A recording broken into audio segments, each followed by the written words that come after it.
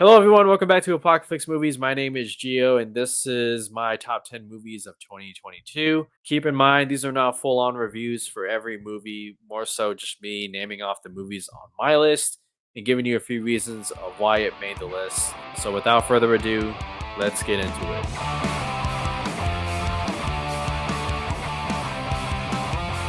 Number 10, Werewolf by Night.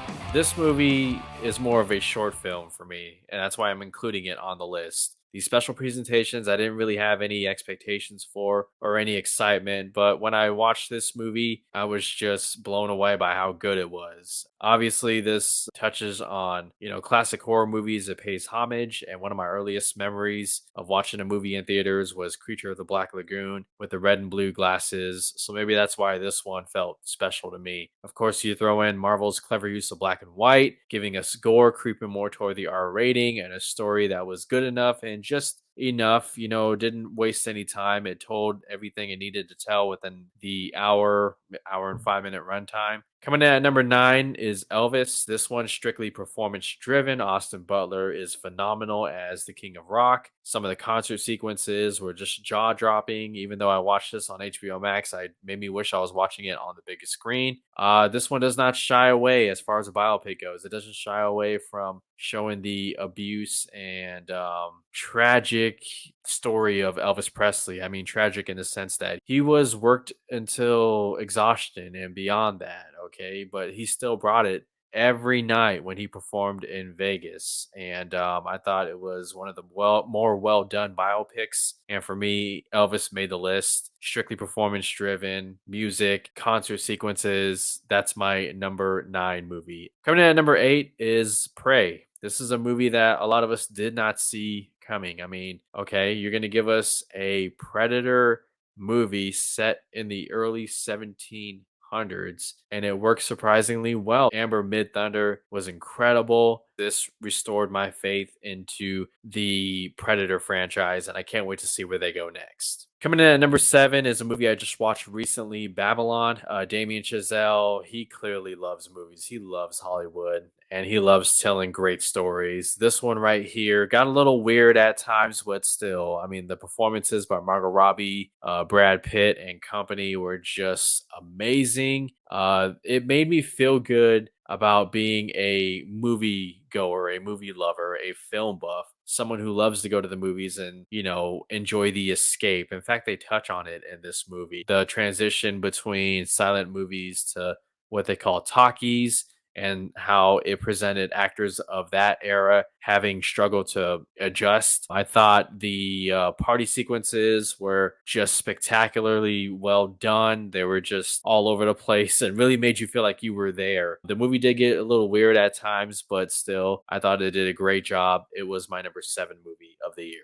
Coming in at number 6 is another movie that I recently watched, and I wish I saw this on the big screen. It was Everything Everywhere All at Once. Not since Inception did a movie just mess with my mind and really was that thought provoking. Highly creative, really well done storytelling. It just everything that you could possibly conjure in your mind regarding alternate universes, alternate realities. This movie presented. It did it in a very clever way. Short Round, okay, he's fun to see in this movie. Great to see him back. Michelle Yeoh is just absolutely just phenomenal. Okay, like she should absolutely be nominated for best lead actress. This movie is that damn good. Well done, Daniel Kwan and Daniel Schneidert. You guys did great with this movie, and I can't wait to rewatch it again. Coming in at number 5 is RRR.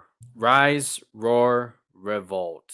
This is a movie that I only heard of through word of mouth. People kept telling me this movie is so damn good, and I finally caved in, threw it on Netflix, and it is everything that you've been hearing. The dictionary does have the word epic in it, and if it were defined by a movie, this might very well be the movie. Action unlike anything I've seen in a long time. A story about friendship, about brothers, about rising and revolting against, oppression and being taken over. I just everything about this movie is just epic. Epic does not do this movie justice when describing it. It needs a new word. And the director, S.S. Rajamouli, never heard of him. Now I have. He's on the map. I'm so excited they're doing a sequel. Coming in at number 4, Glass Onion, a Knives Out mystery. I had a chance of watching this in theaters. I'm so happy that they are turning this into a franchise. They're making Daniel Craig's Benoit Blanc character the center of it. The story in this one is even better. I've said it before, but when you do these murder mystery who done it, you got to not only,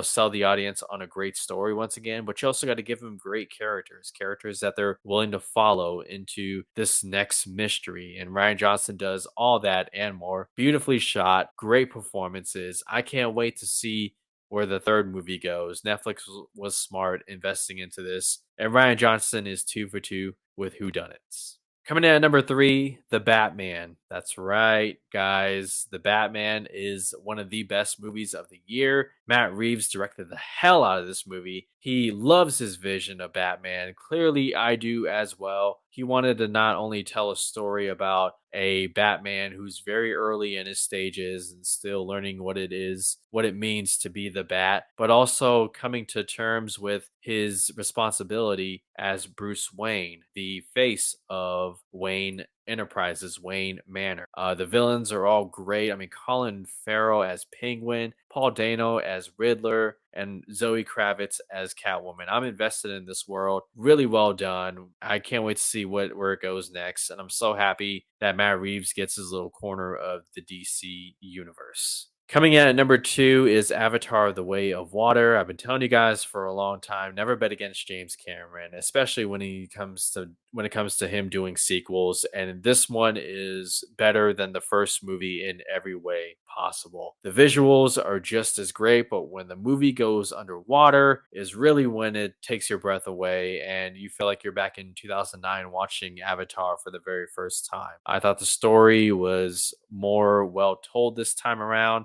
Heavy theme of family, okay, of it being your fortress in real life. I love what they did with the antagonist, Colonel Miles Quaritch. I am very intrigued about Kiri, played by Sigourney Weaver, and where her character goes. All in all, this movie, for those who weren't invested in Pandora, I'm hearing that a lot of them are now invested and want to see where the third movie goes. I'm right there with you guys. This movie is going to get all the technical awards in the Oscars. It's my number 2 movie of the year. And coming in at number 1 is a movie that just took the whole world by surprise, a movie that kept playing in theaters for weeks, for months, and it even had a limited re-release earlier this month.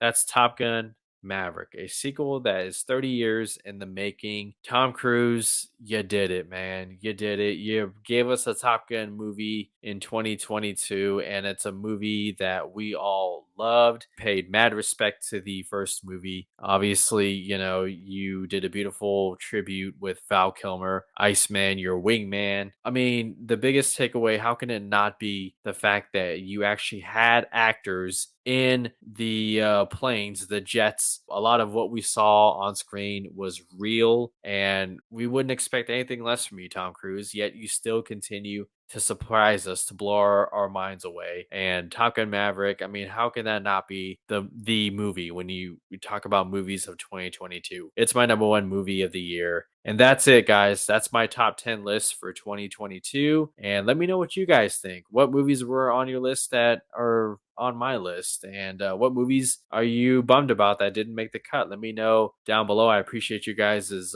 comments. And you can check out my fellow colleagues on Apocalypse Movies. They'll be releasing their top 10 movies of 2022. That'll be sometime in the next couple of weeks, so stay tuned for that. Make sure you guys give us a thumbs up, and we appreciate your support, and we can't wait to talk movies with you in 2023. It's going to be awesome. Remember, that's every Tuesday at 7 p.m. Pacific time. Apocalypse Now, the movie hangout show. We'd love to have you join us. Come watch us there. Until the next video, you guys take care.